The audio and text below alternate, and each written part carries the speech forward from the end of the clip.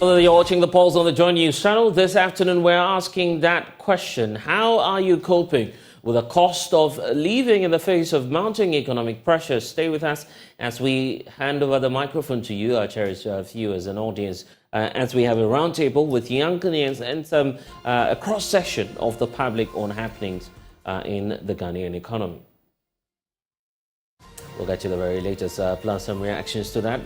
This afternoon, we're also taking a look at the Ghana Scholarship Secretariat.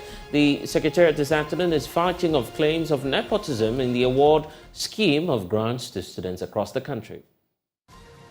We'll hear from the Secretariat and the Registrar General, Kingsley Achiman, who is my guest here on the polls. He'll be speaking to us on a variety of concerns that have been raised by students across the country. And later in the bulletin as well, we head to Germany, where leaders are battling a refugee crisis. We explore the possible solutions and also get you the latest from Europe. There's more coming over here on the Pulse. I'm blessed on the Pulse, as always, is brought to you by Global Communities, Digni Lu, affordable, safe sanitation for all. We are live on DSTV channel 421, Go TV channel 125, Facebook, it's Joy News on TV, and also on YouTube as well. We are also live at myjoyonline.com. You might want to stream us from there as well. Joy News is independent, fearless, and credible. Welcome to the Pulse. We'll be back with the details shortly.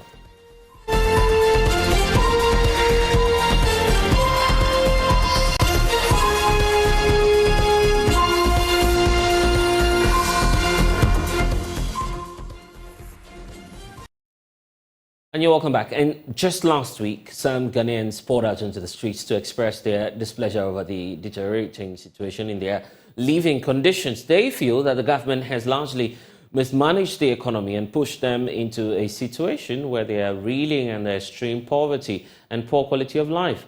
Well, today, what we're doing is to take that back to you as our viewers, of course, taking the attention to the core issues raised by those who protested, together with the general population. Shortly, we'll hear from those who were part of that protest last week. First, though, here's the breakdown of how the economy is faring in terms of the inflationary figures, as you see there, a constant and a significant rise ever since we moved somewhere into the start of this year. The situation slightly dropped. However, it is marginally going up when we take a look at the graph, specifically between June and July this year. It shot up to the highest of 50+%, where, of course, many were alarmed in February, asking government to deal with the challenges. Now it's significantly dropped to somewhere around 40.1%. Yet many say that figure is just too high for the average Ghanaian to deal with. And that's why you're seeing the ballooning debt stock also being part of the challenge and the concerns being raised by those who embarked on the protest last weekend, taking a look at what's happening to our public debt stock, the continuous and its sharp rise in the figures, as we're seeing there with over 500 billion indicated there on that stretch. So it's part of the reasons why, of course, the organizers of the Occupy Julorbihouse protest hit the streets. Before we bring you, the story of the everyday Ghanaian and how you're feeling out there, just take a look at the recap of some of the key concerns when the protest started. See one protester standing in the rain, eating. What are you eating? Fried rice with chicken? Fried with chicken and salad, Oh, okay. Because, yeah. But you're drenched.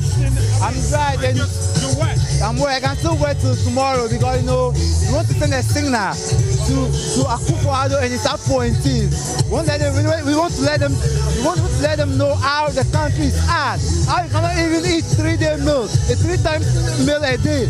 We can't even afford pay. Are you suggesting that but for this protest you not get this fried rice and chicken? Oh no, Is that what you're saying? No. That's what I'm saying. The point I'm trying to make is that Ghana is hard. Ghana is hard more than even think. That Ghana will be. That's the problem. And the problem is that when you look at the thing from yesterday, what happened between the protesters and the police, that makes some of us join today. Even on the rain, you are still on the rain. Okay, so what you can see, some of the protesters are holding placards and then standing behind these barricades and then showing them to people who are driving home. Of course, it is the rush hour, and now we're beginning to see some traffic situation. The police had to redirect the traffic onto the stretch. So on the regular, you have all these vehicles using the road in front of the Jubilee House, but that is not the case today. That is not the case, and for many hours since morning, these protesters have been here throughout the scorching sun. Now the rain, it's still raining, and it's still here. They say they are not moving. You can see some of them in their raincoats. Let me move and speak to some of them. Hi. Hi. Good to see you again. Yeah, good to see you, Maswell. Like back. Tell me, how is it going? It's going very well. You can see that we have defied the rain, right? If you like, it will rain from now to 24 hours. We'll be here. Okay. We'll be here. You are not living here today. We're not living here today. We have visual here. I'm telling you. Okay. We have allowed the tyrant Akufo-Addo, who demonstrated multiple times. In fact, he's a well-known serial demonstrator in this country. I mean, a supposedly human rights lawyer stopping Ghanaians from demonstrating. I mean, it's unheard of. They have, in fact, they have sold this country. In fact, they have finished this country. Everything in this country is gone. I mean, someone that is known as a human rights lawyer, he has thrown away. In fact, this guy does not believe in democracy. Chineke. And we've all kept quiet. The Christian Council should be ashamed of themselves. The religious leaders should be ashamed of themselves. Let me hear from the lady. Hi. Let me finish. Okay. The lady. Let me hear from the lady. Hi, what's your name? Morality is lost. Hi, what's your name? Patience. Patience. Okay, tell me, why are you protesting? Why are you taking part in this protest? Oh, I'm protesting because both my parents died due to ineffective healthcare system. Both of them? Both of them, 2020. What happened? I'm so sorry. My mom's oxygen tank finished, and they didn't have an oxygen tank, so she died. And then your dad? My dad, he was supposed to get a bed at Kolebu, right? Yeah. But they said they didn't have any beds. Oh. Yeah. And all of this happened in 2020? It happened in 2020. My dad died in September, and my mom died in November. So sorry. Wow. So sorry for your loss. Yeah. So I'm here to protest too. I'm here to protest. So you are protesting for better healthcare system? Yes. We are protesting for a better system for our youth. Thank you. This old man finished this country. Many of the people I've been interacting with here tell me that they are here for a purpose. Many of them have their own reasons for coming here to protest today. Some of them, you ask them, they tell you that they are unemployed. Some of them will tell you that they are national service persons, that their salaries are not enough for them. Let's speak to. Hi, what's your name? I'm Jesse. Okay, why are you taking part in this protest? I mean, the message is just one, right? Okay. Our leaders are not patriotic. They pledge allegiance to their political party before they would even think of the normal citizen. So I'm here to just protest because Charlie, me, my brain, the government, they'll fuck up. Yeah. Well, you use the F word? Yeah. I'm sorry for that. These are some of the things you cannot control. You cannot control on live TV. Hi, what's your name? My name is Frank, your car guy. Okay, tell me, why are you taking part in this protest? I am here on behalf of all car dealers in the country. Oh, okay, you were the one who was speaking. You had a microphone and you were speaking to the crowd. Yes. You were complaining about high import duties. And exchange rates. Tell me, how is it affecting your business? Well, first of all, what do you do? I am an importer and a car dealer. Okay. Import duties, exchange rates is killing our business. Sadly, it is not just about cars. It's not just car business that's dying. Yeah. The economy in Ghana thrives on imports. You understand? So every company, every institution, whatever, every hustle someone is doing, there's something you have to import. So if import duties are high, exorbitant amount is what you have to pay to clear your goods. If the exchange rate is not good. I mean, when MPP took over, it wasn't even 5 cities. But the end kind of say 5 cities cry. You moved it all the way from down 5 to 14 cities. Sisi and somewhere 11, 12 cities. Yeah, bre, yentimi toshe and fam back country num. Yeah, the baswa yentimi clear. Inti ama costa, bibia bo akosro. What I say? Bibia bo akosro. Obi yentimi to adie. Oh, yeah, bre, anything yaba has say. Na the can nyina say, omunye bibi mfa ho. Something must be done. You understand? We can't keep going there like this. We are citizens. Stealing our money. We were asked not to be spectators. So this is what we are doing. So this is you being a citizen and not a spectator. Okay, thank you for talking to me. He's been importing cars into the country and he's been complaining about very high import duties. But the people who are here are from different backgrounds. We've had lawyers here, we've had teachers here, we've had nurses here, we've had people in the entertainment industry also here. One of them who's been here since morning is Efiado. Yeah, you are eating fried rice with chicken. Yes. Tell me, Akomdeo. I've been here since morning. I know that. I saw you around here. Tell me, how is it going so far? Amazing. You know, we're keeping up with the spirit. Yeah. We're not letting the rain stop us. You know, we came here for a purpose and we're serving our purpose. Yeah. I saw that tweet from you taking on musician EL. And you've been taking on quite a number of them also. You think they're influencers and you think they can use their influence to get more people here. Why that though? I'm sorry, ask the question again? Yeah, I saw your tweet taking on EL, musician EL, because he was here earlier, but he's no longer here. And you were complaining about how, you know, some of the influencers are not here. Some of them who have a bigger voice, you know, are not here. I mean, honestly, yes.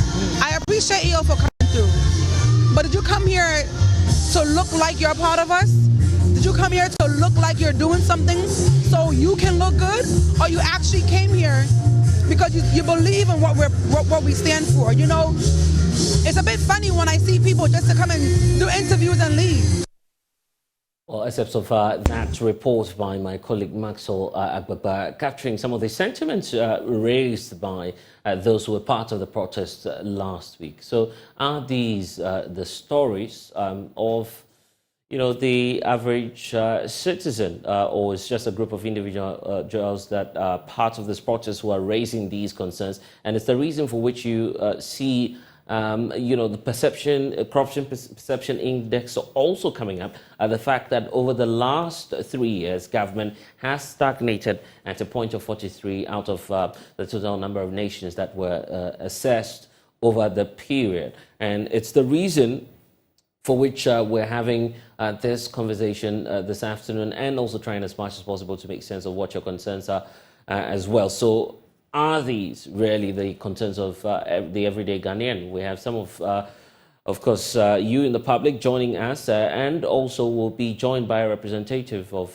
the pro-poor NGO, Send Ghana. But just before that conversation starts, let's bring you three of that series that we've been putting together in our Living Standard series. Well, some concerns of Ghanaians there, of course, sharing their feedback to government on the need to deal with the cost of living. But this afternoon, there's a need for us also to look at the concerns of the average Ghanaian from, you know, various walks of life. Is the reason for which we have Julius Kwame Anthony joining us in studio. Philip Kwame Saba is also here with us. In the course of the discussion, we'll have more Ghanaians joining the conversation. But gentlemen, it's such a pleasure to have you all in studio. Thank you very much. And those were ladies doing their, you know, the usual, what we expect them to do to always look good. But as, you know, members of the youth and also as the average Ghanaian, the question is, how is the cost of living affecting you? Let me start off with you, Julius, because you also have some concerns. You're part of the protest last week, I believe. Looking at the feedback, first of all, from the protest and juxtaposing that to your personal experiences, what would you say is that, you know, key factor that the government needs to deal with now? Yeah, so first of all, the government needs to deal with the reality that Ghanaians are suffering and accept it, because the attitude which they put up and pretend as if the realities are not there is so unfair. They must accept that. Right. If you deal with the ordinary Ghanaian today, inflation rising to the tune of 50% at some point, you know, fuel up high. Yeah. To transport yourself, if you're working, is a challenge for you. You get that? Yeah. Feeding at home utility prices have increased under this government more than they have ever done before. And we want to pretend as if all these things don't exist. And when citizens raise these concerns, they are being delusional or something. Those are the issues that we are talking about. And we are talking about these issues at a time where, I mean, look at BOG. They are contributors to the inflation problem we are having. Because if you are lending money to the government, I mean, beyond the regulated percentages, you are going to contribute to inflation. And these things are self-inflicted by the government. And so if we recognize that you are the one causing the problem, and we are asking you to correct the problem, you don't attempt to make us look like we are delusional people. That is the challenge we have with this current government. And you see, young people in this country are so frustrated. If you look at nursing students, they are all leaving the country. Just before I entered this studio, there was a conversation ensuing that if you go to America right now, 1 out of 10 doctors you meet in New York are Ghanaians. It's contributing to a brain drain of the country. As I'm here, I feel threatened because I have conversations with people who are lawyers. I'm studying law because I believe that the profession is profitable or something like that. I have conversations with them and they tell me that, Julius, give up that mentality because you'll be disappointed. It doesn't work the way you are thinking. You are not going to finish and be well-to-do. Forget about it. And at a point, I consider, I mean, as we speak, sometimes I feel like, should I abandon it because, I mean, I had two options, trying to leave the country or pursue that. Then I decide, okay, let me do that. And I am doing that with the hope that when I am done, it will not be a problem for somebody because I'm literally running the course on the benevolence of people. Right. So now I finish and I'm going to be back in that same situation I was avoiding. So you feel like, should you stop this whole thing and leave the country? So those who are leaving the country are justified to leave. Those who are complaining that things are not working here are justified to complain. So when you were joining last week's protest, what expectations did you go in with? And would you say that looking at the kind of feedback and responses that we're getting, your concerns will be addressed anytime soon? Are you getting that indication? Well, the expectations I went into that demonstration with is that we're going to meet a government which is decent enough, at least, to know that these are citizens of the country who must be treated with some respect. Respect was not served. You saw the conduct of the police on day one, arresting people contrary to law and putting them in the cells. You saw them barricading the roads, saying that we cannot go near the Jubilee House to present petitions if we want to. If you respect the citizens of this country, the youth who came out of their numbers, and you see, it is not the usual thing where you say that it is an NDC demonstration or this party's demonstration, and so don't mind the people. You see young people from different backgrounds gather over there. You don't even have the decency to want to meet them and listen to what they have to say. So I was expecting that they would have had that decency at least. They did not have it, and their attitude after does not even show that they were listening to the things we were saying. Did you see the communique issued by Salam, the youth organizer of the New Patriotic Party? A very insulting communique, telling us in point 3 that he listened to the things we were saying in all the 3 days, and he had nothing reasonable. They are the usual quote rhetorics. But then, I mean, how can you say context, that he goes ahead to point out that, they inherited an already, in 2016, he uses a certain term to describe to suggest that the economy was ailing. Yes, precisely. In 2016, President Akufo-Addo was asked if he knew how he was going to implement free SHS and all those things. He said emphatically on BBC that he knew how he was going to do it. That suggests that this is a man who knew the state of the country. In that same period, President Akufo-Addo told us that within 18 months of his administration, the face of Ghana was going to change.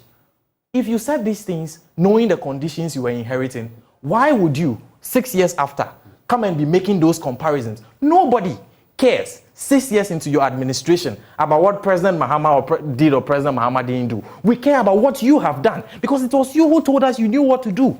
So we care about what you have done. So you tell us what you have done. You tell us how you have made any difference in our life that we are still having these same conditions we are talking about. So the statement he was issuing, making comparisons with President Mahama and all those things, smacks of someone who simply does not understand the job of a party in government. Your job is to face the problem. Your job is not to blame other people. So the blame game must end. And you see, those of us who are close to power and are beneficiaries of power must begin to realize that When we are beneficiaries of power and other people who are not beneficiaries of it are complaining, our own safety is in danger, because you cannot be safe in a society where we have very well-to-do people close to so many people who are struggling. You cannot be expecting the people to keep quiet. So you are setting yourself up for a society which is going to be very chaotic, and you'll be the victims of it. These are the things we need to be speaking against. If you are in government, be compassionate. Relate with the woes of other people, even if you are not a part of it, and speak with some form of compassion and respect for them. If you tell them that the whole 3 days it is the usual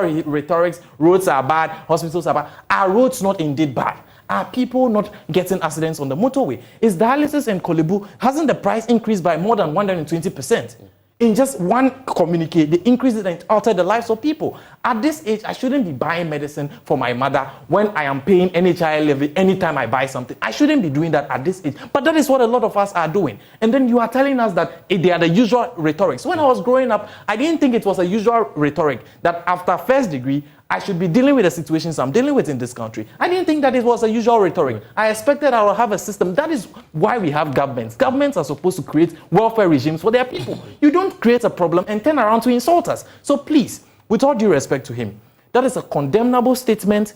If he has any decency and has the respect for the youth of this country, because he's a youth organizer of a political party, if you have any respect for the youth that he will be going around this country campaigning to that they should vote for his party, he should withdraw that comment and apologize to them for making that comment, that they had no issues. You should withdraw it.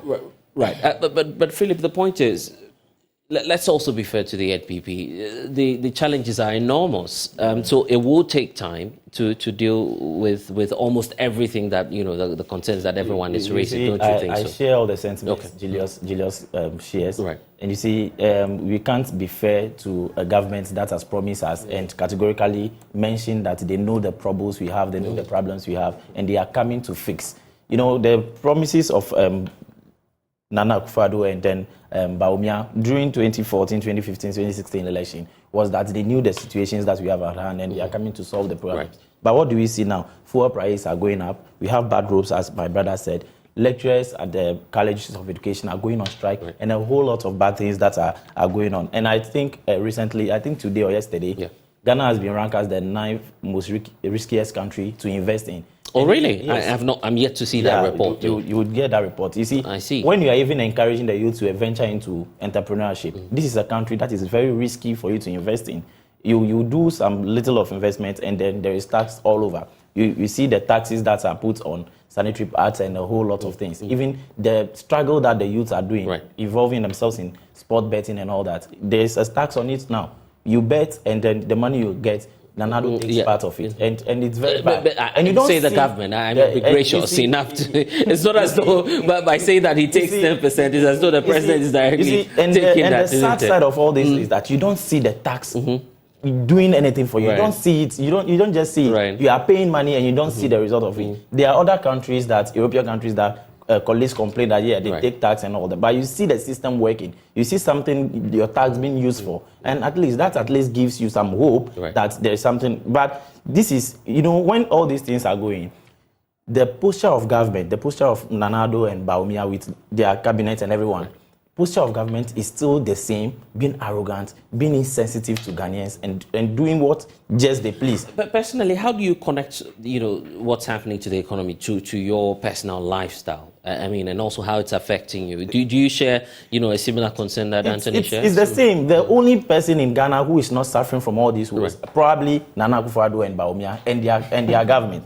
How do you know that for a fact? The president says he's admitted that times are really tough. But you don't see it. He's not going through our situation. You see Dr. Mahmoud Bawumia flying around, moving around, sharing money, giving money to people. And this is someone who, and probably those who are probably disappointed, I wouldn't want to sound too much political, but disappointed MPP supporters who probably don't have any option because of what they have been fed with, and probably because of where they are coming from, their region or ethnicity, that they feel that MPP is the only solution that they have. These are the people who are not even comfortable, but pretending to be, because they can't go any other place, and that's what they are fed to do. And there is no Ghanaian who is there currently who is not feeling the heat.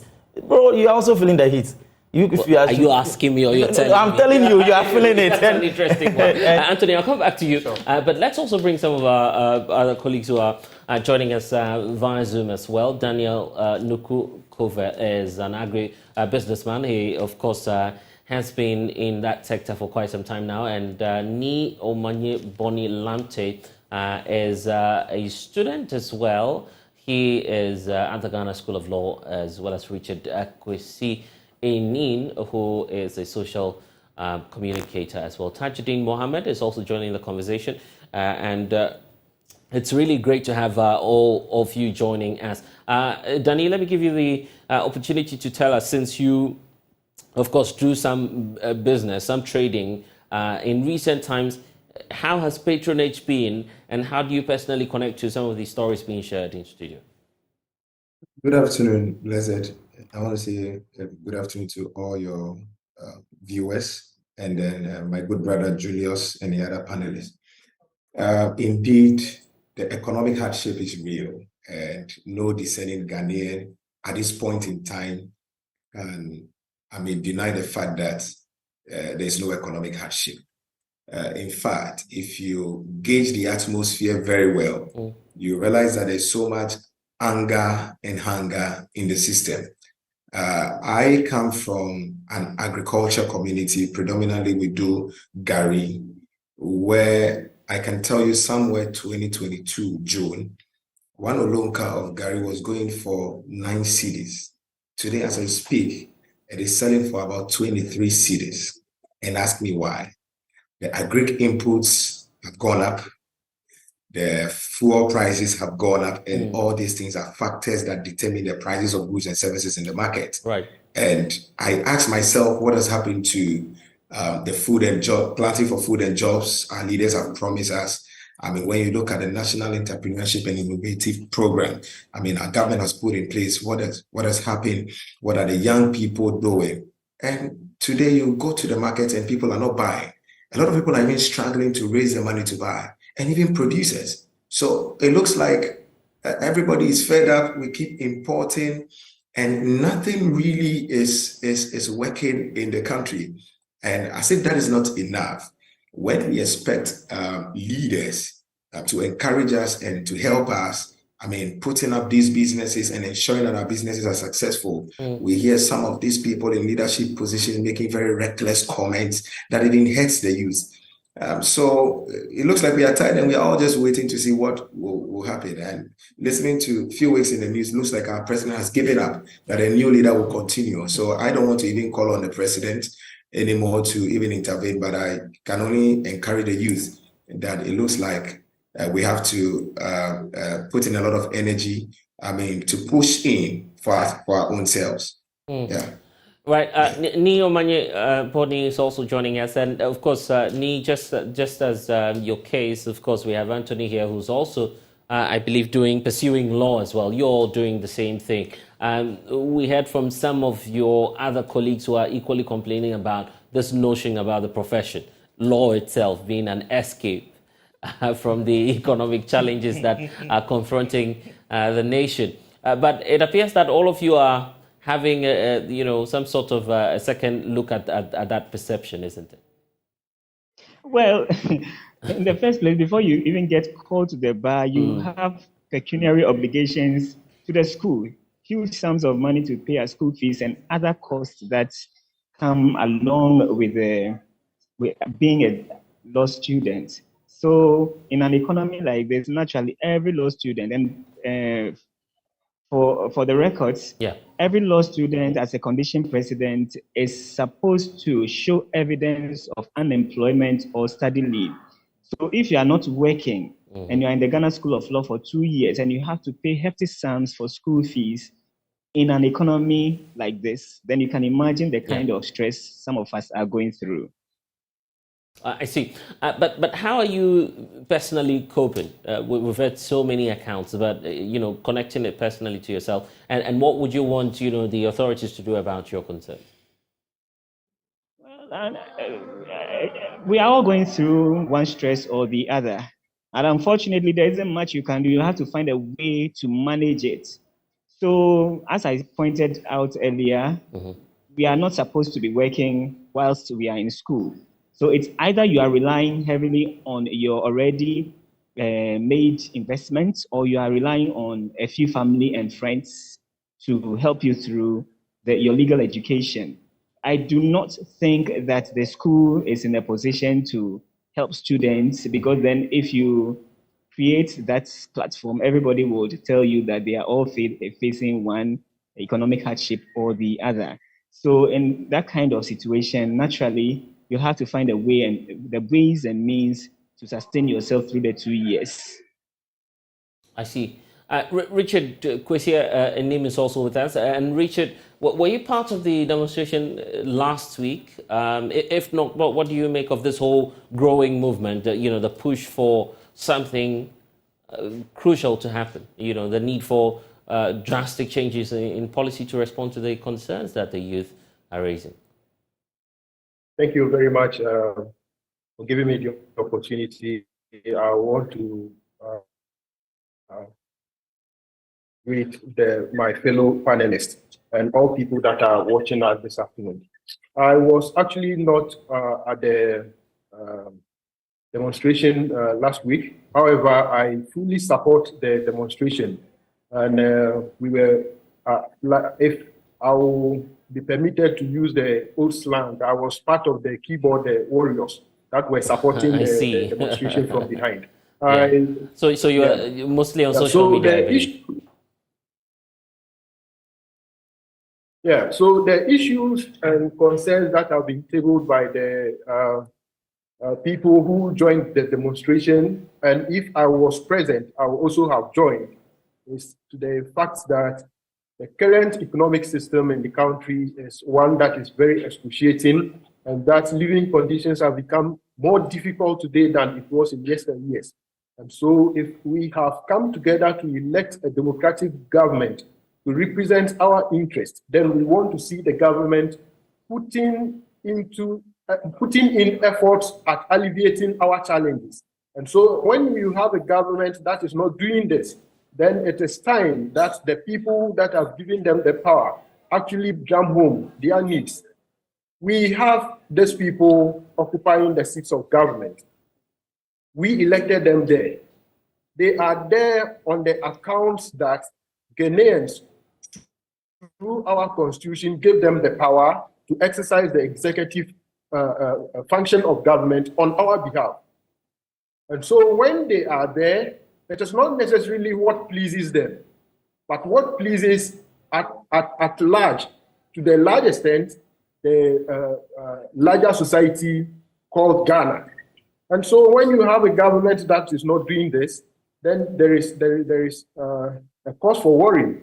And so I fully supported the demonstration, even though I was not on the grounds.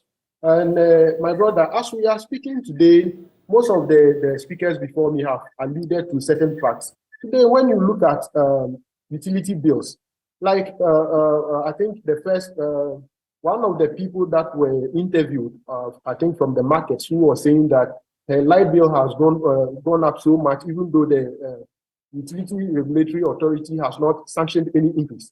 The fact, the other day I was on social media and someone posted that today we buy lights worth 100 Ghana cedis and we are able to use it for only 1 day. When you are doing this, when you have to cough out 100 Ghana cedis every single day and you are into business, my brother, you agree with me that it will be very difficult to sustain such a business. Right. And so today, as I've indicated, life has become more difficult today than it used to be. Okay. We seem to be having some challenge there. COVID-19 came up in somewhere 2019. The government came up with a levy as a tax. And okay, we seem to have a challenge there with Richard Enim. We'll get to him shortly. Tajuddin Mohammed is also with us. He is project lead for social protection and sexual reproductive health at St. Ghana. And of course, it's just the same conversation, Tajuddin, that we've been looking at, policy measures to respond to some of the concerns that you've heard from mostly the youth, share on this platform. Social targeting comes up at this moment. What should be the options for government? My line got a bit unstable. The issue is that when the COVID-19 came up, government came up with the COVID-19 recovery levy, which is still in existence today. Yeah, Mike, I get the point. This is to, if you can hear me, this is actually to Tajuddin. Actually, I was just trying to find out from him in terms of Send Ghana working extensively on some of these policy measures. What we should be looking at. Tajuddin? Okay, it appears we've lost him. Let me bring in Anthony. I was just, and of course, the question is targeting would have to come in now because it was mostly the youth that staged the protest last week. If you look at the age range, these are energetic young ones who are out there asking for policy directions and changes to fix the system. If we're to do targeting and, of course, go ahead with a policy that will address largely the concern of the youth, looking at the average concern that each and everyone is raising within that category. What should we be starting from? People a lot now because I'm out of school and I have no ICT knowledge. Everybody I speak to tells me that if you don't have an ICT knowledge, I'm unable to get you on board. Those are the areas we should be targeting. The issues that we need to deal with is also our facilities. What we have now is a situation where we are paying nursing trainee allowance and then we produce the nurses and export them to other countries. It's not even export because the people live on their own without any benefit to the country as to the investments we made in that area. We must make sure that our investments have priority. Why did we dig a pit, at the heart of Accra for $58 million, which is of no utility to anybody? When nurses are leaving the country, the facilities are not there to employ them in the first place. Why are we doing that? So it's a bad investment. Why is BOG, after sinking our economy with their unregulated printing of money, able to build a new facility for themselves, over $250 million, when Agenda 111 could have been completed with that money so that we are able to employ our young people who just finished medicine and all these nursing courses? Why are we not doing that instead? So the things that have bedeviled this country are not so far-fetched from this government that they are unable to solve. They create the mess themselves. If you print money without regulation, there will be inflation. If you invest in a cathedral which has no return to anybody with $58 million, you create unemployment because monies which could have gone into finishing hospital projects are gone and the youth have to leave the country. Yeah. And if you cause brain drain over here, it has different effects. We have a situation where graduate students, they don't have bursaries to do research. If you don't do research as a country, how do you implement policies? But the starting point is the starting point, we must know what is going on to be able to implement policies. Now you give scholarships to people, even the scholarship we give to people who go abroad. It is not tailored to them coming to do anything for Ghana. I had the occasion to speak to somebody who benefited from Government of Ghana scholarship. He told me that he was expecting that when he came back to Ghana, there was a plan to connect those of them who benefited from the scholarship to contribute something. Right. There was no plan, so he had to leave again. How do you run a system like this? So we need to reform all these things for Ghana to work for us. Other than that, it's a waste of time. And I want to say this very last thing so that you can go to the other people, is that the voices which are credible in this country, who need to speak for people to listen. Please, we beg you. Christian Council, what are you doing? Young people were on the streets, and these are people who attend your churches. We go to your churches. You ask us to pay tithe so that God will bless us. Yeah, but it's not tax, by the way. I'm making a point. It's not tax, by the way. Just so you know. We do all these things. We do all these things. And the works that are supposed to be available for us to work so that God will bless us. The work is not there. And you are not telling the government anything. We see you frolic with them 24/7. But you are unable to tell them that the things they are doing in this country are wrong. What is wrong? What is Christianity if we can't speak truth to power? What is Christianity if you can see people suffering in this country and you don't say anything about it? That is the problem I have. But so we should start from there as well. 70% of the population Christian.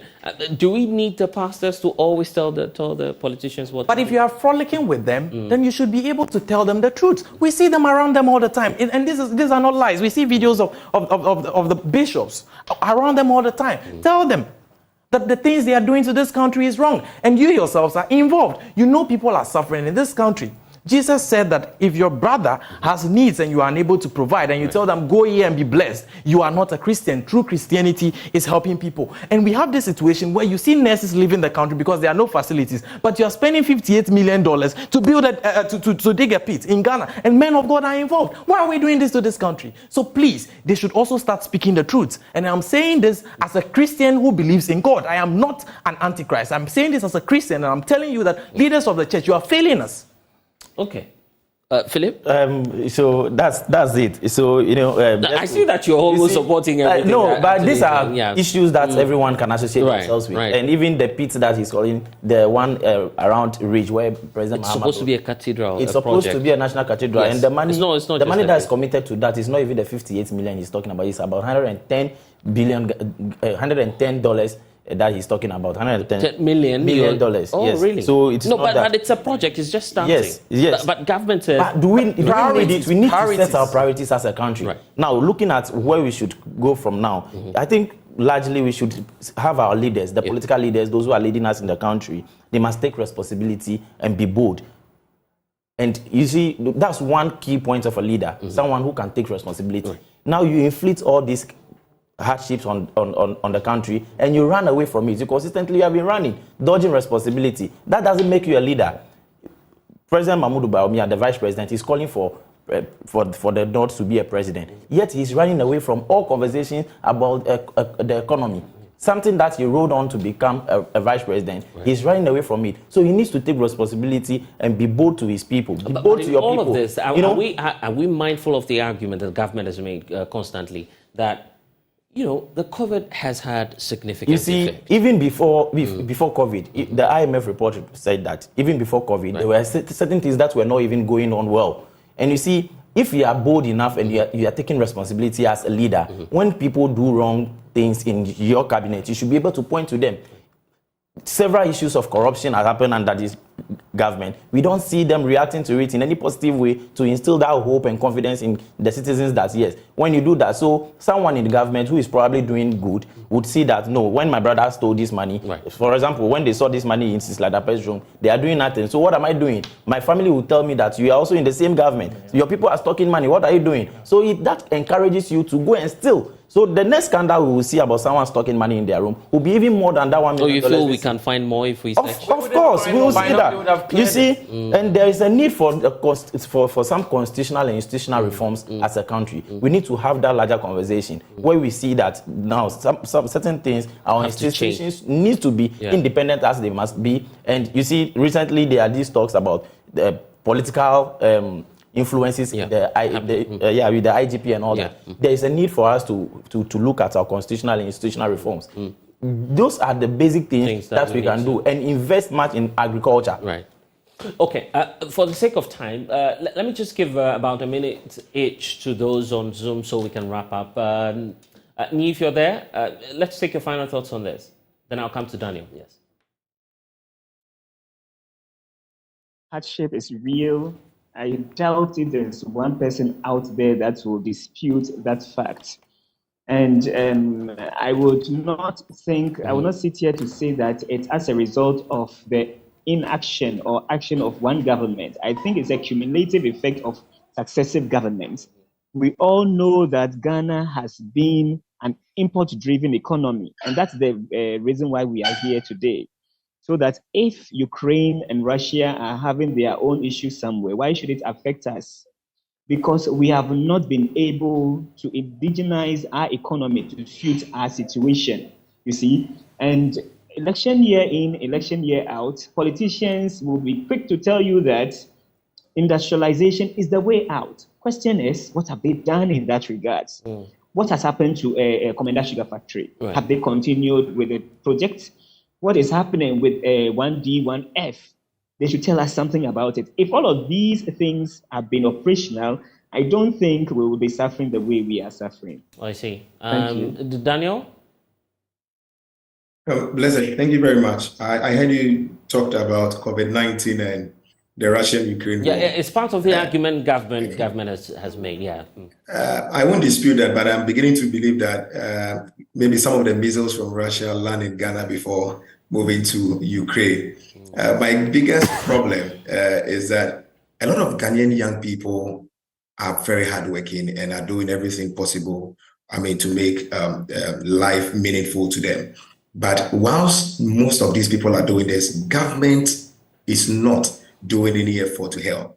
Why can't government give these young businesses tax holidays? Look at the numerous taxes government is trying to, impose. Always trying to, take the little the people are trying to survive on. That is the biggest problem. And that is the reason why you see a lot of, Ghanaians angry. And I just want to use this platform to encourage young people, to join the Bank of Ghana demonstration that is coming on, because trust me, we are going to the IMF to borrow about $3 billion, yet the amount of money recklessly spent by the Bank of Ghana amounts to about $6 billion. So where are we going as a nation? What are we doing? How are we surviving as a nation? That would be my call for young people. We must all join the demonstration and let the people know that, look, enough is enough and government must listen to us. Thank you. Okay, then, Daniel, that was his point. Richard, for you? Yeah, thank you very much. I think on the policy front too, one other thing that government need to take a very critical look at is the market valuation directive by the Bank of Ghana as a result of the debt exchange thing with regards to the IMF loan. I think that policy is one that has hurt a lot of Ghanaian businesses and even individuals. Whilst growing up, one of the things that we were taught in basic economics is that if you want your capital to be safe, the best place to put it is in the bank. Today, you put your money in the bank, apart from the fact that the money is losing its value, you are also even losing at least 20 to 25% of the money, the capital that you have put in the bank itself. This is a program that is hurting the ordinary Ghanaian. And so at this time, I want to side with the previous speakers on the issue of the government getting its priorities right. When we get our priorities right, some of these things will be solved. And I think that the ordinary Ghanaian will also be relieved of some of this hardship that has been occasioned as a result of inconsiderate government policies. Right. Thank you very much. Thank you. Thanks to Richard, Daniel, Ni, and also to you gentlemen in the studio, Philip, as well as and Julius Anthony. Of course, when we return, we'll talk about the scholarship scheme, which Anthony was just pointing out to. I had a sit-down conversation with the registrar, who's fighting off claims that there was nepotism in the system. He's also touching on a number of reforms taking place ahead of next window, which starts next year. We'll tell you all about that when we get back. Please stay.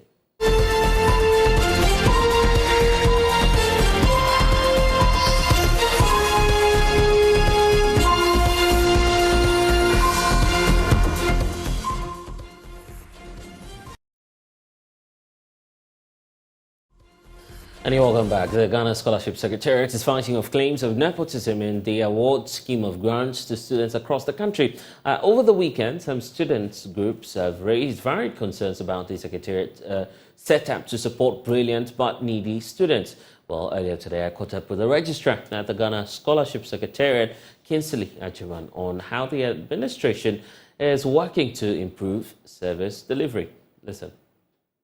Thank you for talking to Joy News.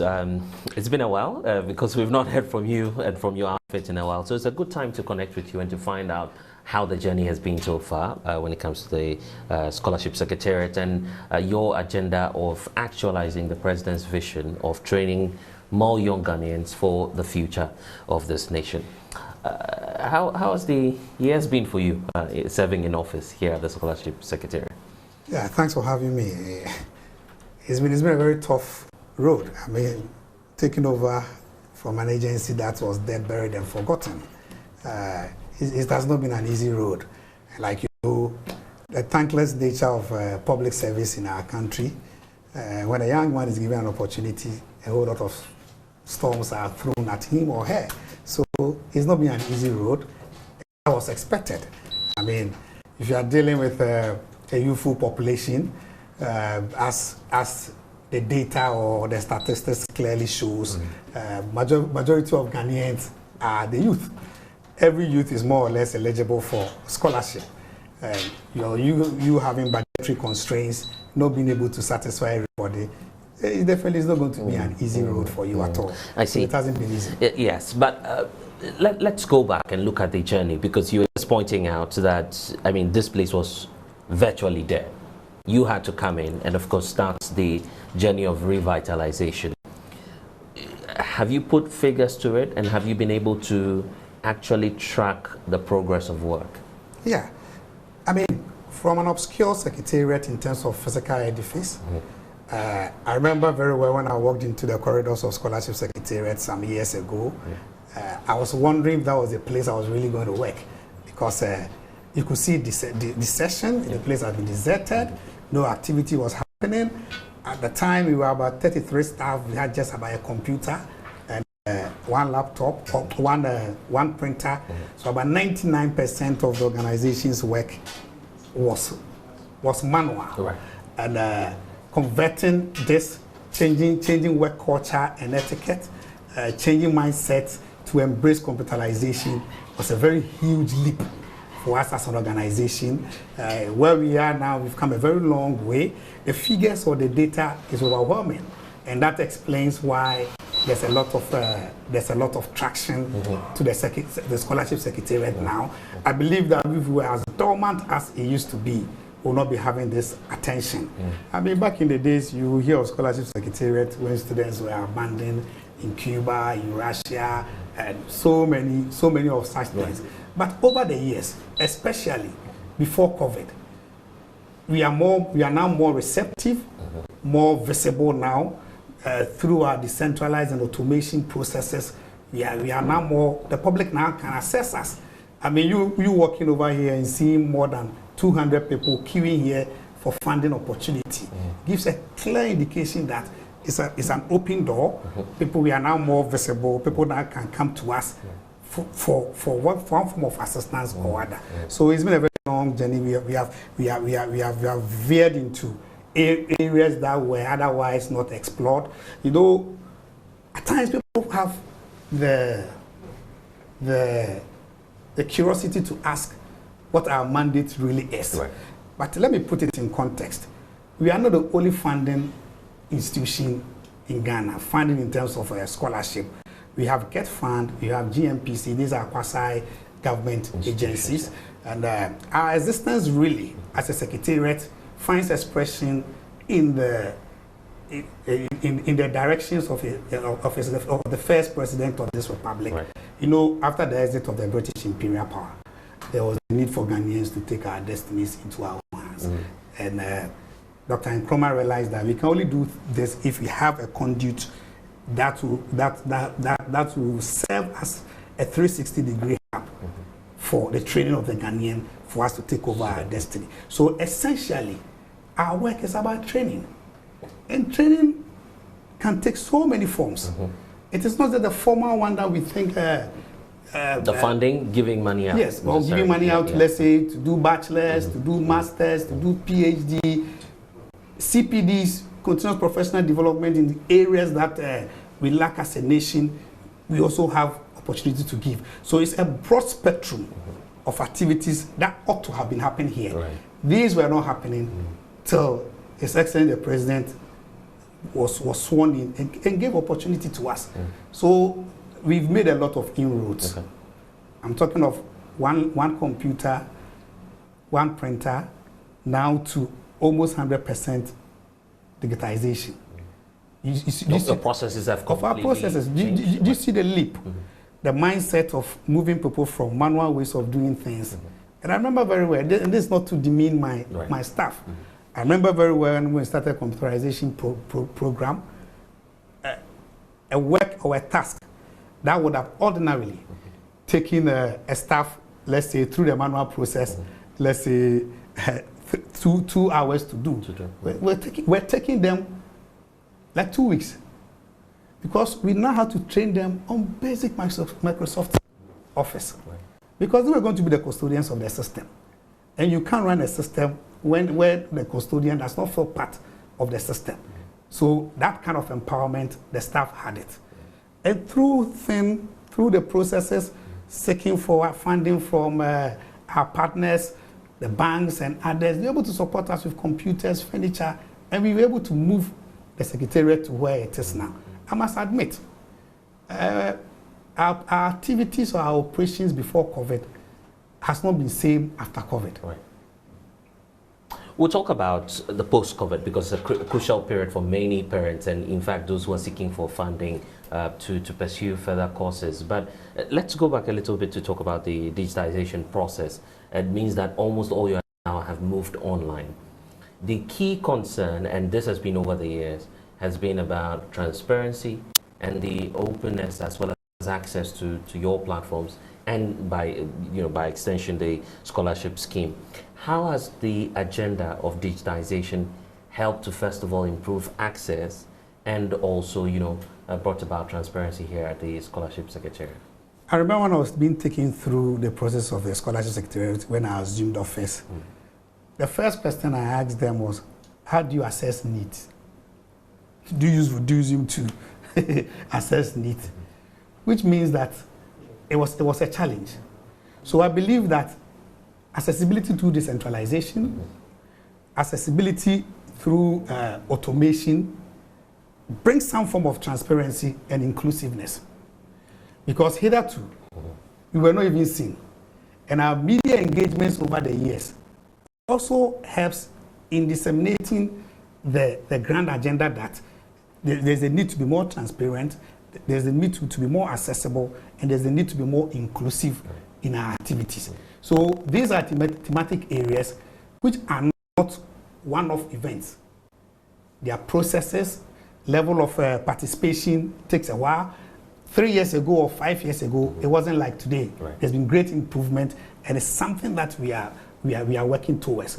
I wouldn't say that we have achieved 100% inclusiveness. We have achieved 100% accessibility, and we have achieved 100% transparency. No, especially in the era of social media, where people do all sorts of things to attract unsuspecting victims. It provides a challenge. We have had a very, very hard hit at this, where our main scholarship domain itself, the Ghana Scholarship Secretariat.com, has been taken off because hacked? Yes, not hacked. Okay.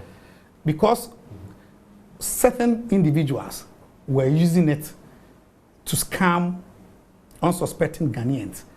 There was a lot of reports which we initiated by ourselves, so they had to take it away from us.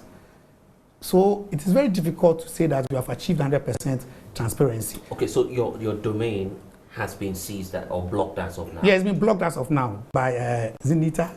Yes. So Nita has frozen or either blocked it? It's been blocked. Completely? Completely. And now we are moving to .gov. Okay, so you would have to switch your domain? Yes. What modus did these unsuspecting individuals deploy to swindle the numbers that you're talking about? It's several. And fraudsters will always be steps ahead of you because our preoccupation is not to chase fraudsters. But they employ the social media too. Okay. That's the online, where they've created LinkedIn accounts in my name, they've created Twitter accounts in my name, and they're able to, every activity that we get involved in, they're able to put pictures and videos there to portray to unsuspecting victims that it is indeed your account. My account, or the account of the Scholarship Secretariat, which is not true. We've reported this severally through the newspapers, through our website, the .org. Yeah. We have reported, but there's something I think fundamentally wrong with our culture and that of the Ghanaian. We still feel that if you approach a public office and you don't know that somebody, you may not be able to access the services of that particular office. We've reported, so they use Twitter, they use LinkedIn, they use Facebook, and these are people who have huge followers, over 20,000 followers, picking monies from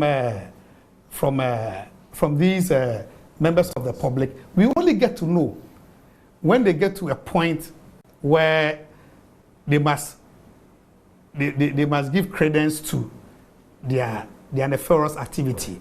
That is the letter. where they must have the scholarship letter. That is where they go further to even issue fake award letters. In your name, in my name, in the name of the Secretariat. It looks just like the original that we did. But there are a lot of validation processes that goes through for you to have your visa to travel. Not just our side, the embassies. So it is, and the schools themselves. Because ordinarily you should have an admission into a school, you should have a scholarship letter, the school will validate it and give you an immigration document to present to the embassy. So it is at that point that most of the people get to. Yes. So when the schools ask for validation from us, being very cautious of the Data Protection Act in various countries and that of Ghana, there's a way that we do with them. When they ask for, and we raise the flag, that this is not coming from us, because we have our own systems of checking. The schools are unable to continue with the issuance of the immigration document to allow you to go to the embassy. There are few instances where the schools do not do the checks with us, and they issue the immigration document for them to go to the embassy. The embassy will check with us. If an outliner occurs where the embassy does not also check with us, but also even go ahead and issue the visa to the Ghanaian, the last checkpoint is when you get to your place of study. Getting to your place of study, the Ghana embassies over there will check with us for the payment of the scholarship commitment. It is at that point that they get to know. Do you still receive these reports? Because we're learning on, for instance, the use of a LinkedIn account, for instance, which has pictures. I mean, your pictures of other officials on the said page, and these individuals use that page to, deal with other students. Do you continue to receive reports? Yes, we continue to receive. Personally, a lot of people that don't know me will want to check with me. That guy is fake. We have issued a lot of bulletin to let Ghanaians know that these accounts that are being used on social media, they are fake accounts. They are swindling you. They are scammers. But most people will not listen. And now, the embassies that do not go through these processes with us, and these, fraudsters, they have the temerity to even come and pose as visitors in our office here, just like you met so many people at the reception. Yes. They come and they're able to lure their victims to this place. The people get to the premises or on our premises. They call them. They meet them outside to create the picture that they really work here. And they close their activities. We'll show you a fraud file of instances of people who have reported to us. People, they send them messages that they should come for interview, and they'll be invited through the same medium or through the same media that they used in getting them. They should come for interview. Today, I'm sure over the 200 people seated wanting to come and see me. You have about 3 or 10 of them who have been scheduled by their fraudulent. Their fraudsters to come for an interview here. So it's a complex and complicated situation to deal with. A service that over 10 million Ghanaian youth are eligible. At times you can't blame them too much, because everybody wants to be given an opportunity to improve themselves. Yeah, but you are beginning to pay the price for it, even if not you, the entire institution. Accusations upon accusations, first of all, starting with some of your officers. You hear students out there accusing your officers of, either abetting some of these fraudulent activities. Have you taken time to audit or perhaps carry out some investigations within your own setup to see if some of your officers might be complicit in these accusations? Yes, internally, when we hear such things, like I said, we try to invite the so-called victims to the fore. And when they appear before the few instances that they mentioned staff, you realize that the names they are mentioning, none of them even works here. Other instances where they mention staff correctly, and you let them, you parade 6 staff to show which of them is. You do that sometimes. You Yes. ask them to point out. Yes, that is where you have cooperating people who have been scammed. Those who cooperate and want to go through the process with you. Then at that point, we have no option but to report to the police. If you go to the ministry's police station, if you go to the WAIC police station, if you go to Cantonment's police station, if you go to the police headquarters, we have complaints. But it is bigger issue that the Secretariat cannot fight it alone. I remember we appeared before the Finance Committee of Parliament, and I told them that we needed help. We needed help because my job is not to be chasing fraudsters. My job actually is to award scholarships to deserving Ghanaians in any fields of that has to do with training. And that's exactly what we do. But these are risks that are inherent in the operation of your activities. So, and there are so many things I can't even discuss with you because of our international networks. I'm being very careful not to put out certain information there, because you see, the Secretariat will live beyond me. I came to meet the Secretariat. It was established in 1960 when I was not born.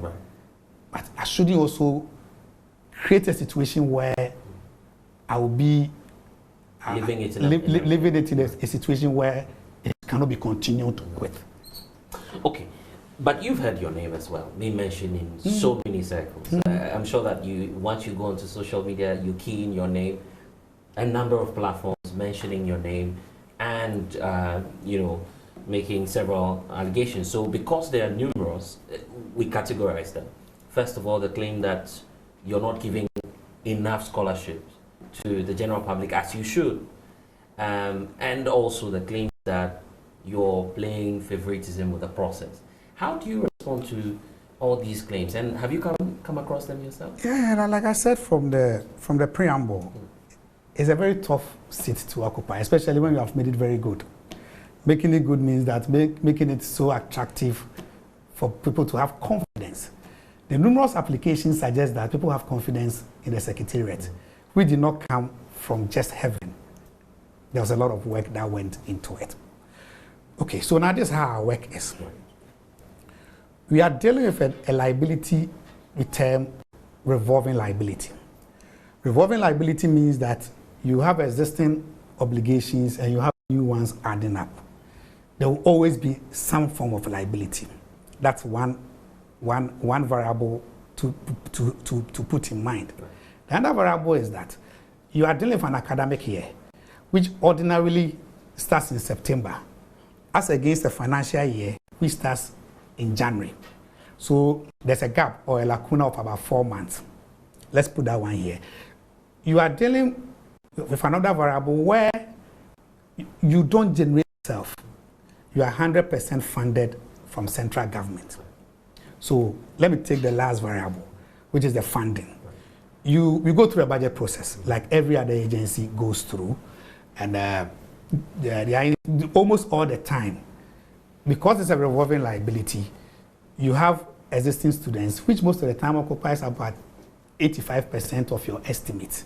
You do your estimates and present through the normal government processes to finance.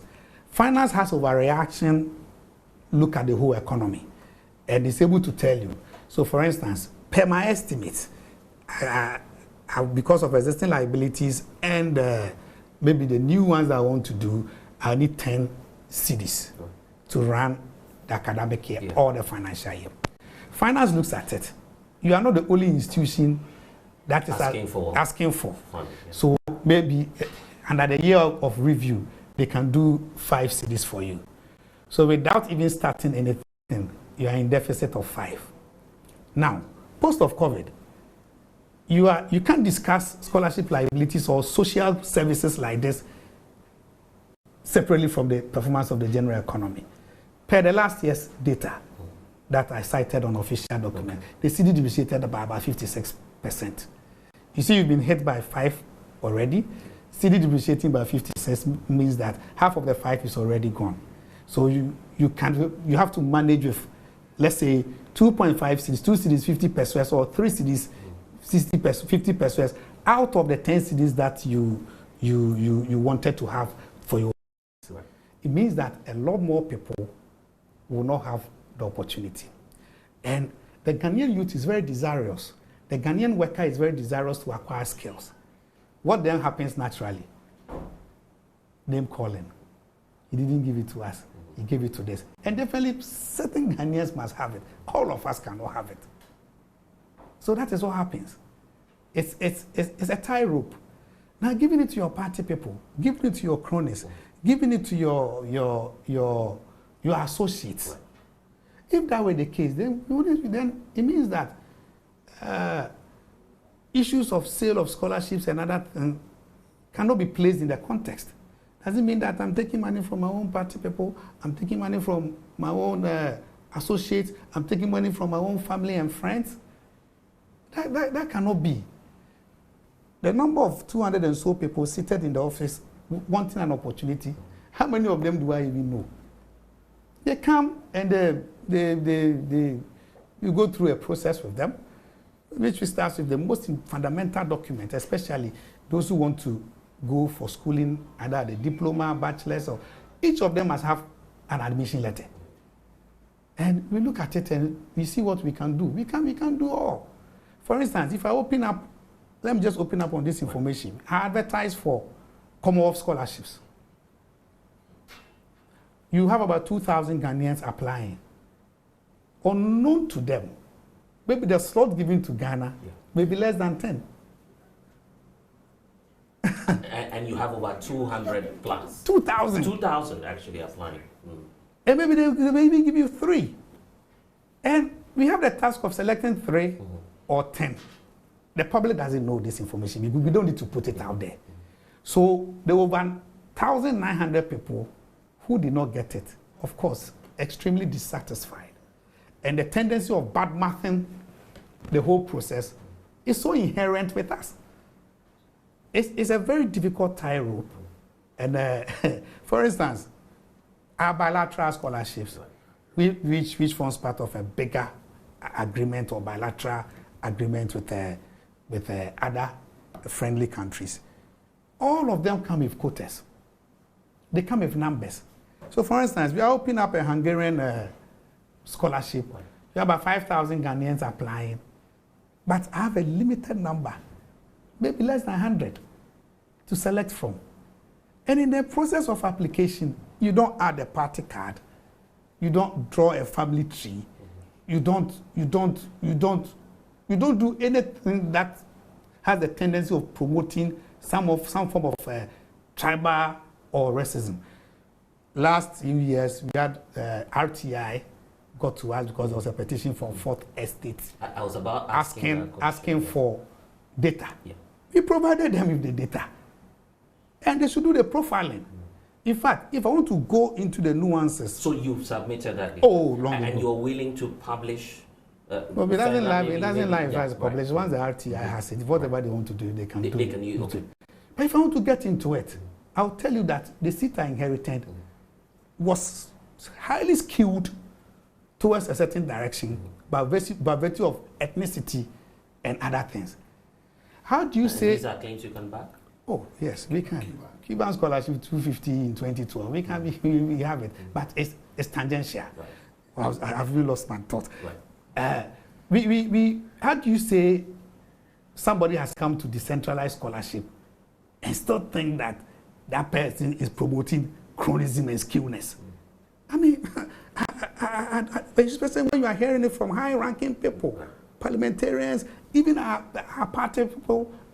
My party brought me here, and even the opposition. It kind of beats my imagination. But I've set up a district scholarship review committee for local scholarship, which has the district chief executive, the member of parliament or his or her rep, a member from the traditional authority that is dominant within the district, 2 people from our office here, and a rep from a tertiary institution or a GES district at the district level to do some form of assessment or validation before it comes to us. And you are attacking me of nepotism,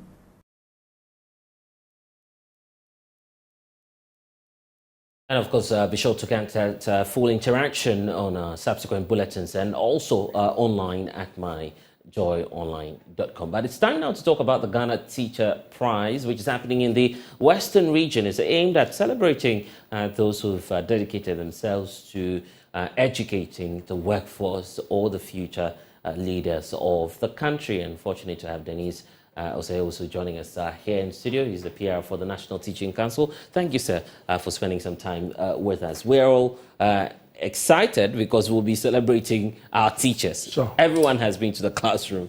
At least a significant number. So it's always good to celebrate our teachers. But what's unique about this year's Ghana Teacher Prize? All right. Thank you so much, my brother, for the opportunity.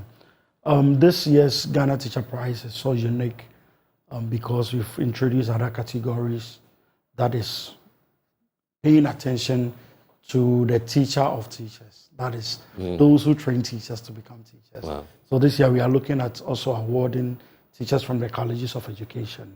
So I think that is a bit of it. And then in terms of organization and everything, we've added most things that will make the event very colorful. Is this the same as the National Award for Teachers? We used to have that scheme in the past. How different is this from what we're seeing now? Initially, we used to call it Best Teacher Awards. Yeah.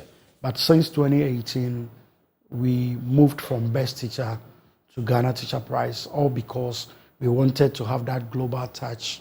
Already, we had Global Teacher Prize, and they had a criteria which will help people from different countries to also apply.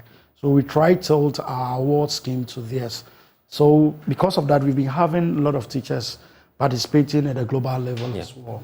And so that is why we changed that brand. But it's the same Best Teacher Awards, just that now the award process is very juicy in terms of the awards given to the teachers. Very juicy compared to some years back. So. Okay, the trainers of the teachers, and I don't know if I'm putting it right, Sure. but what's the aim and what's motivating that all right, I think if you're awarding a teacher, then we should also look at who trained the teacher. And they are also teachers. But initially, we were only limited to the pre-tertiary, where we pick it from senior high school to the basic level, that is to even the preschool. But this time we are looking at the one who is also training the teacher. So if you are training we are awarding a teacher, then the one who trains you to be a good teacher to need some recognition. And so it's a category that we really pay, we have a lot of attention, and we want it to be one of the best awards. So even that category alone, the winner is going home with a 4x4 pickup. Wow. Yes, and then those first and second runner-ups, huge amount of money, ranging from 100,000 to 50,000. There's the feeling that when we're celebrating just a few teachers, then we're leaving out the larger group who have also worked tirelessly in supporting those who are excelling. What plans do you have towards, expanding the teacher prize and making it much more inclusive? Yeah, I think we have a lot of categories. It's not limited. Okay. So we have about 4 categories, but with the 4, we have the teacher. We have teacher in leadership and administration, and then we have the non-teaching staff category, and then also we have the College of Education tutor category. And so we are looking at it from the bigger picture. Even though we are celebrating teachers on that day, we think that educational workers within our schools and then our offices also need some recognition. Celebrating. So we are celebrating them as well as the teacher. And even the teaching category, apart from getting the top 3, we have best KG teacher, best primary school teacher, best junior high school teacher, best senior high school stroke TVET teacher. That is other category. Yeah. And then we have the non-teaching, where at the non-teaching, we have the top 3. The top 3, we have first and second. And all of them, every category is going home with a car.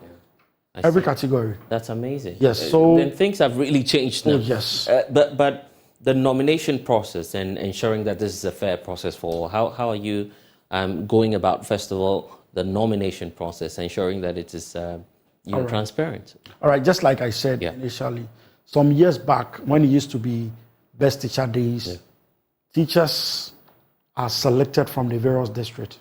By this time, we say if you believe in yourself that you are a teacher who is really impacting the lives of your students or even the community, you believe in yourself, this is the criteria for selection. Go and apply. Say, I believe that I'm a good teacher, so award me. Unlike it used to be before, where the people within the system will say, would have this to person is recommend, doing more or less. But this time, if you believe yourself, so you apply, we open nomination. Sometimes we even use 4 months to do that. Where you go on our system, you know we are going digital. Okay. So you go on the system, we have the criteria, you upload your data and everything there. From there, we have assessors who go through and then shortlist. After the shortlisting, we go through the interview system. And then we go, the most important part is people coming to your locality at your blind side to investigate whatever you have put on paper, whatever you were interviewed on. Is it really you? Are those things factual, or you are just giving us some holes? So all is what we go through. So this time, it's strictly based on what you have given us and then the information we also have. I see. Looking at the date, it's almost, we're just a few days away. So you have all the winners set. Yeah, we have our winners. We have our winners. So it's too late for anyone to just... No, it's too late. We actually closed it somewhere May. Yeah, we opened from February to May. And even with May, they called for extension and we even extended it to somewhere June. June 28 or so. And so it's something that had been there for some time where people applied. And here we are today. We are the latter part of the stage, the process. What message would you want to leave with, us, and by extension send across to teachers who are watching now, those who are aspiring to one day be celebrated at the Ghana Teacher Prize, and for those who are in the system, hoping that things will improve, where the award scheme will get closer and closer to them? All right, what I want to say is things have changed as it used to be. This time, if you are a teacher and you believe in yourself, just go through the process and apply. But one thing that we should all be assured now, the most outstanding teacher goes home with a 3-bedroom apartment worth 400,000 Ghana cedis. Wow! And then again, you are given a foreign scholarship to study any place of your choice. And then you're also given a study, an educational trip to Singapore. And that is for all the category winners. So best College of Education teacher will also get that. The same thing. The best teacher in leadership will get same. Best non-teaching will also get the same treat. And so it's very juicy that teachers and all the categories, as I said, first runner-up goes home with a 4x4 pickup. For the teaching category, second runner-up, a saloon car. Teacher in leadership, a saloon car. Non-teaching, saloon car. And then best College of Education teacher goes home with a 4x4 pickup. It's a good time to be a teacher. Sure. Indeed. Sure. And that's an invitation to all who are watching us out there. But unfortunately, we've run out of time. Thank you so much for spending time I wanted with us. Yes, talk about the event. We are doing it in 3 days. Okay. So 3rd and 4th of October, we will be at Akroma Plaza, the Western region, the Stark Credit to be precise. And the main event, that is the Grand Debate, will be organized at GSTS Hall. And the President of the Republic is going to be a guest of honor. And we'll be expecting His Excellency. It will be live on your channel too. Oh, yes. And of course, we are proudly bringing you that coverage. And it will be happening on the 5th of October. Thank you, Dennis. And that's all we have for you in this package. I'm blessed to log on to myjoyonline.com. We have updates there for you. Bye-bye for now.